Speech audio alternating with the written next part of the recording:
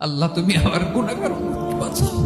বিশ্বনবী পাগলের মতো একবার হাউজে কাউসারে যাবেন, একবার সিরাতে যাবেন, একবার পুলসিরাতের দিকে, একবার হাউজে কাউসারের দিকে পাগলের মতো দৌড়াতে থাকবেন।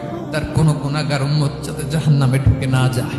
কিয়ামতের ময়দানে ওই বিভীষিকাময় সময়ে মুসিবতের কালে মানুষগুলো পাগল হয়ে বিশ্বনবীকে খুঁজতে আরম্ভ করবে। সবাই মিলে বিশ্বনবীর কাছে যে বলবে, ইয়া রাহমাতাল লিল আলামিন, দেখেন আমাদের কি অবস্থা, সূর্যের আলোতে ঘেমে হয়রান, আজকে কেউ সুপারিশ করতে পারবে না। সব নবীরা অপারগতা স্বীকার করেছে, তারা বলেছে আপনি ছাড়া কেউ নাকি আল্লাহর সামনে দাঁড়াতে পারবেন না, আপনি একটু সুপারিশ করেন। বিশ্বনবী বলবেন, আসো আসো, আজকের দিনে আমি ছাড়া আল্লাহর সামনে কেউ দাঁড়াতে পারবে না।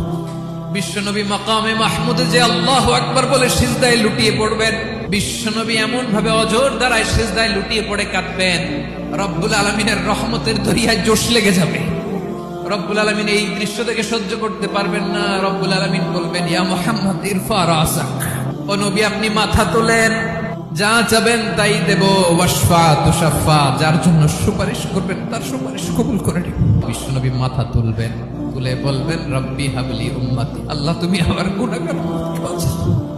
এই দুনিয়ার বুকে রব্বুল আলামিন সব নবীকে একটা করে দাওয়া মুস্তাজাবা দিয়েছেন, মানে যে দোয়া করলে কবুল হয়ে যায় সাথে সাথেই, দাও বিহা, দুনিয়ার সব নবীরা ওই দোয়াটা দুনিয়ায় করে ফেলেছে।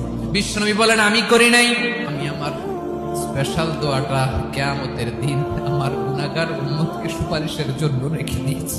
আমার যে উম্মতের হৃদয়ে যাররা পরিমাণ ঈমান আছে, আমার একটা উম্মতকেও তুমি জাহান্নামে ঢোকাতে পারবা না।